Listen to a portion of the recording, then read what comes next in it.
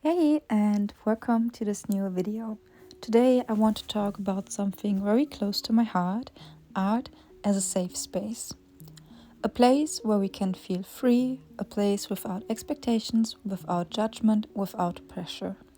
Just us, our thoughts, and the possibility to express them through colors, lines, and shapes. As you watch me painting in my sketchbook in the background, I invite you to reflect on what art means to you and how it might become a safe space in your own life.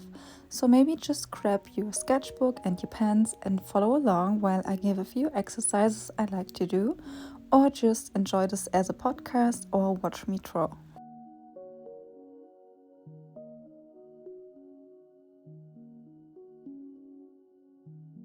I think many of us grew up with the idea that art is something to be judged, either by teachers, by social media, or even by our own inner critic, which was for me the biggest case ever. I was a huge perfectionist, but when we let go of that mindset, art can transform into something else, which is a safe space, a place where we really can let go and use it as self care. A safe space begins the moment we allow ourselves to just be, with a pencil, a brush, or really any tool in our hands. We don't have to prove anything, we don't have to be perfect. In art, there's no right or wrong, no musts, no it has to look this way. Art gives us the freedom to express feelings that might be hard to put into words. And that's why it can become a shelter, a little sanctuary where we can meet ourselves honestly.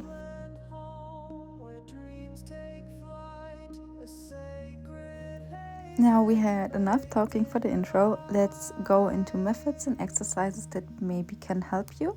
And the first is free sketching, which is also perfect for warming up your hand to drawing, which is a huge game changer when it comes to art, is to warm up your hand beforehand.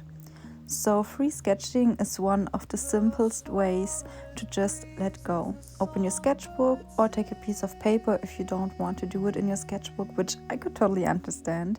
And now, with no goal, no rule, just let your hand move. Draw lines, shapes, patterns, whatever comes to mind. So, just take a pencil or pen and without any thinking, place it on the paper and let your hand move. Don't plan it, don't correct it, just let the line wander with your feelings and let it go.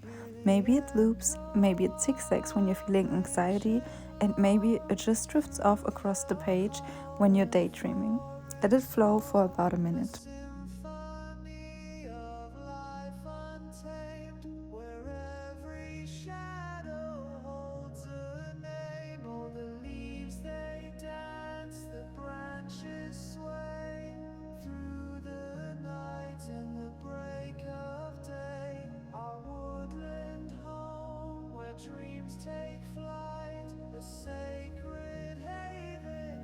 Notice how it feels to create without worrying about the results, and notice how you feel while you draw these lines and how these lines represent your feelings.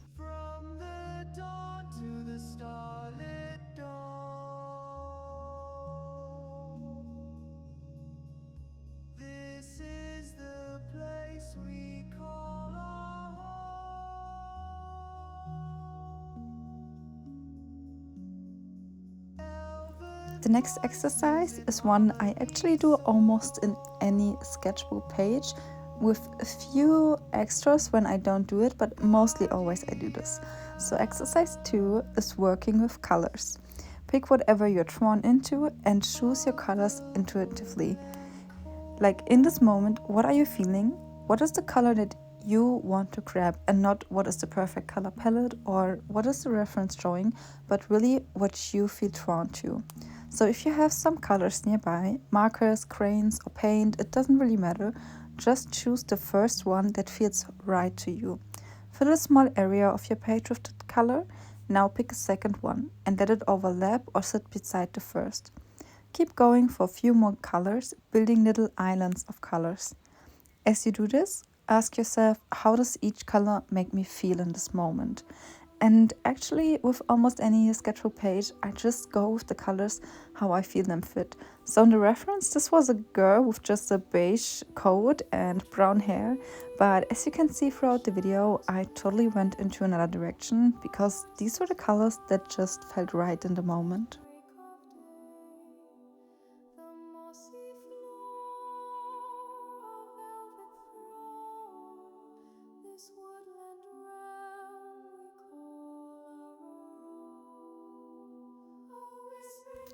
Exercise number 3 is visualizing emotions. You can use art as a way to externalize emotions. Imagine you're angry, sad, or overwhelmed, and instead of holding it all inside, pour that energy onto the page. With fast strokes, strong marks, messy layers, it doesn't have to make sense. The act of translating emotions into visual form is often healing, like leaving them safely on the paper and letting them go in your head. The exercise you could do right now is think of one emotion you're feeling right now. Really look into yourself. What is it that you're feeling? It doesn't have to be strong, just whatever is present. Now ask yourself if this emotion had a shape or a texture, what would it look like? Use quick marks, bold strokes, or soft shading to give it a form on the page. There's no wrong way, you're just letting go the emotion live outside of you, and it doesn't have to look a certain way, like you imagine the emotion or like you think other people would imagine it. Just do it for yourself and what it feels like to you. When you're done, take a breath and notice if you feel a little lighter.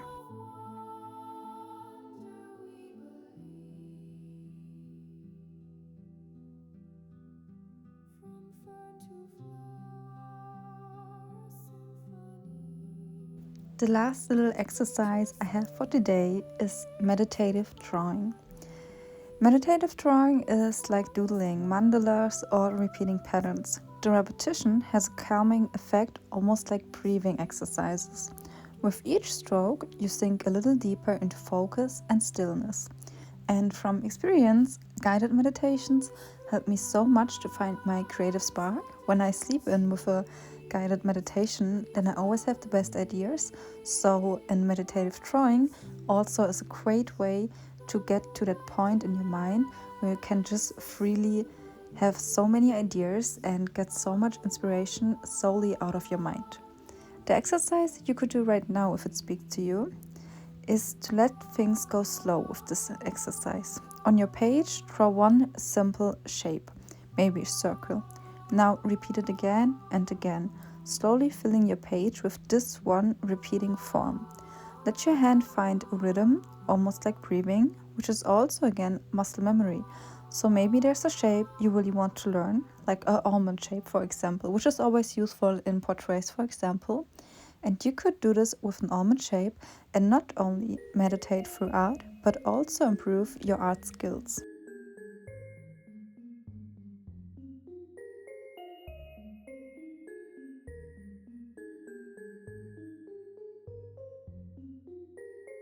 Just try to notice how the repetition feels, how your mind starts to quiet down as the shapes multiply.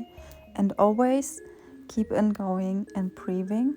What I like to do is when making a form, then I take a deep breath in. When I finish it, I hold it for a few seconds and let go when I let the pen go. You could also change colors throughout and make a really colorful page, or you could find a specific pattern when you're done and create something more out of it.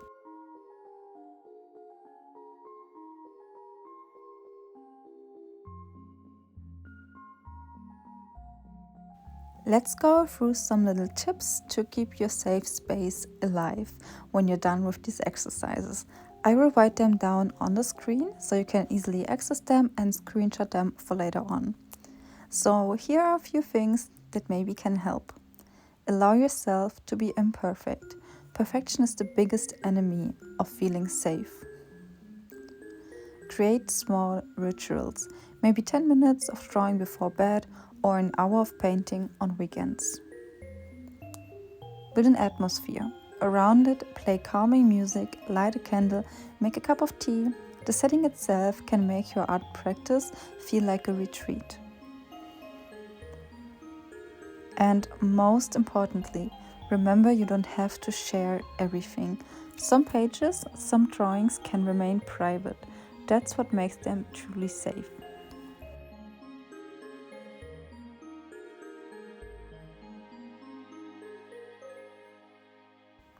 Art is more than a hobby.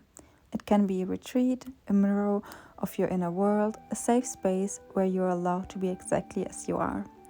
I hope this video inspires you to see your sketchbook not just as paper, but as a sanctuary you can return to whenever you need it.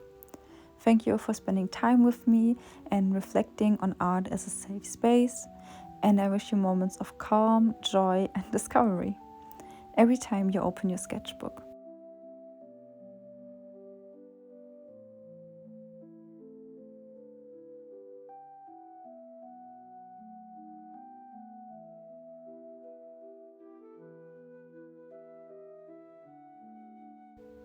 If you like this video, I would be so grateful if you could maybe subscribe to the channel and come back for some other self-care inspired art videos, or just art videos, because I do a lot of art.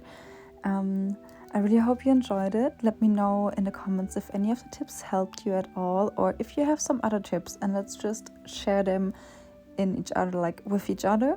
So maybe you can help me, or you can help another person that is struggling. And remember that all these exercises are really depending on a person. So try to pick one that really speaks to you. And if it's not working, that's okay, because we are all individuals, we are all different, and what works for me doesn't have to work for you, and you don't have to think that it needs to do. So now we have a little bit of leftover in the voiceover. So I just invite you to enjoy the rest of the video and enjoy the music. I hope you had a great time, and I wish you just the best.